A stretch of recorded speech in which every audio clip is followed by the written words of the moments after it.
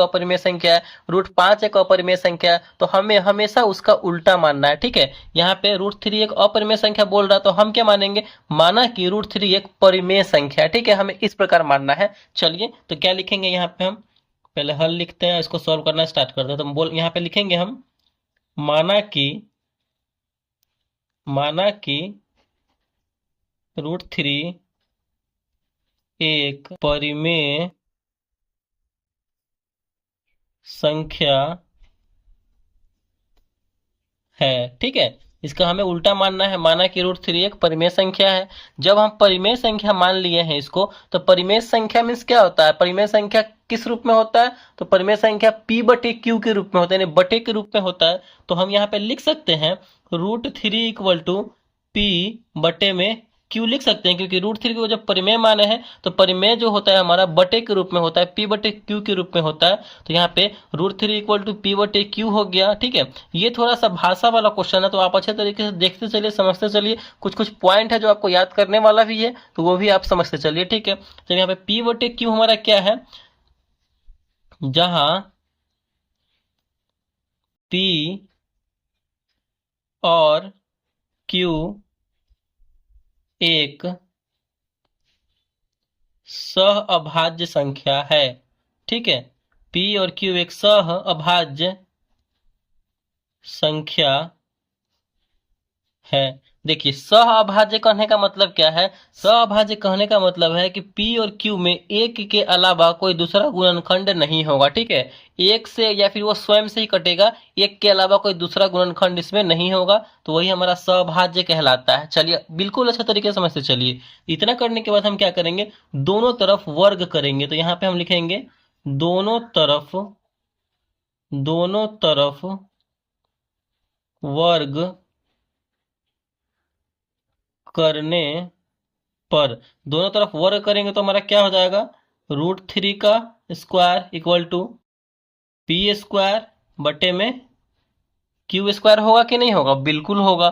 तो इसको आगे सॉल्व करेंगे, तो यहाँ पे √3 का स्क्वायर करेंगे तो क्या हो जाएगा, रूट से स्क्वायर कैंसिल हो जाएगा, तो बचेगा हमारा 3 इक्वल टू p² बटे में q²। ठीक है, इसको हम कैसे लिख सकते हैं, इस 3 के नीचे कुछ भी नहीं है तो एक हो सकता है, बिल्कुल एक होगा। तो तिरछा गुना करेंगे तो इसके नीचे कुछ भी नहीं तो एक लिख सकते हैं, तिरछा गुना करेंगे तो यहाँ पे हो जाएगा हमारा p² इक्वल टू, इसमें करेंगे तो हो जाएगा हमारा 3q²। देखिए यहाँ पे जो है p² में अगर इस 3 को इधर गुना में है, बराबर के इधर लाएंगे तो भाग में हो जाएगा p² बटे 3, यानी p² जो है 3 से क्या हो रहा है, तो विभाज्य हो रहा है। जब p² में 3 से भाग लग रहा है तो p में भी 3 से भाग लगेगा। यहाँ पे लिखेंगे चूंकि p² 3 से विभाज्य है, मतलब p² जो है 3 से कट रहा है, विभाज्य है, तो p भी 3 से विभाज्य है। देखिए कहने का मतलब है कि p² 3 से कट रहा है, मतलब इस नंबर पे स्क्वायर लगा तो वो 3 से कट रहा है, तो स्क्वायर हट जाएगा उस नंबर पे तो वो भी नंबर भी ना कटेगा 3 से, तो वही बात है, तो p भी 3 से विभाज्य होगा। चलिए इतना करने के बाद हम फिर क्या करेंगे, हम p इक्वल टू कुछ नंबर मानेंगे। ठीक है, ये थोड़ा भाषा वाला सवाल है, तो थोड़ा सा इसमें आपको याद भी करना पड़ेगा, कुछ कुछ पॉइंट समझना भी पड़ेगा। तो यहाँ पे हम p इक्वल टू 3r मानते हैं, p इक्वल टू 3r लेंगे, मानते हैं, तो ये हम समीकरण 1 मान लेते हैं। जब p बराबर 3r माने हैं तो p के जगह पे क्या रखेंगे, हम 3r रखेंगे। तो चलिए यहाँ पे रखिए, तो 3r p² है, तो यहाँ पे स्क्वायर लगा देंगे इक्वल टू 3q²। 3r का स्क्वायर करेंगे तो क्या हो जाएगा हमारा 9r², 3 3 9 r² equal to 3q²। ठीक है, यही ना है। चलिए यहाँ से देखिए फिर आगे, इस 3 को हम क्या करेंगे, इधर लाएंगे तो हमारा हो जाएगा 9r² इधर है, इस 3 ये गुना में है, बराबर किधर आएगा तो भाग में हो जाएगा, 3 इधर आ जाएगा इक्वल टू q² बच जाएगा। ठीक है, 3 से ये 9 कट जाएगा, 3 3 9, तो हमारा क्या बचा 3r² इक्वल टू q²। ये गुना में है, 3r के बराबर किधर जाएगा तो भाग में आ जाएगा, यानी q² भी अब क्या करेगा 3 से कट जाएगा, भाग में आएगा तो q² 3 से कट रहा है कि नहीं कट रहा है। तो यहाँ पे देखिए बगल में यहाँ पे हम लिखते हैं, चूंकि q² भी 3 से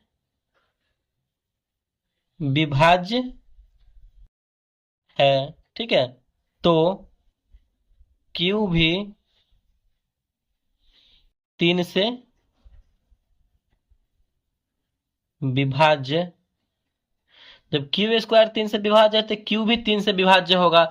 लेकिन यहाँ पे समझने वाली बात देखिए, पी स्क्वायर भी 3 से विभाज्य है तो पी भी 3 से विभाज्य होगा, क्यू स्क्वायर भी 3 से विभाज्य है तो क्यू भी 3 से विभाज्य होगा। लेकिन यहाँ पे हम पी और क्यू को क्या माने हैं, पी और क्यू को हमारा क्या है तो सअभाज्य संख्या, पी और क्यू क्या है तो सअभाज्य संख्या। और सअभाज्य संख्या यानी कहने का मतलब है कि इसमें पी और क्यू में एक के अलावा कोई ऐसा गुणनखंड नहीं है जो कटे एक या फिर स्वयं के अलावा, ठीक है। लेकिन यहाँ पे पी और क्यू जो है 3 से भी कट रहा है, जो कि ये गलत है, विरोधाभास है, ये इसका उल्टा है। तो यहाँ पे हम क्या माने, क्या हो जाएगा, यह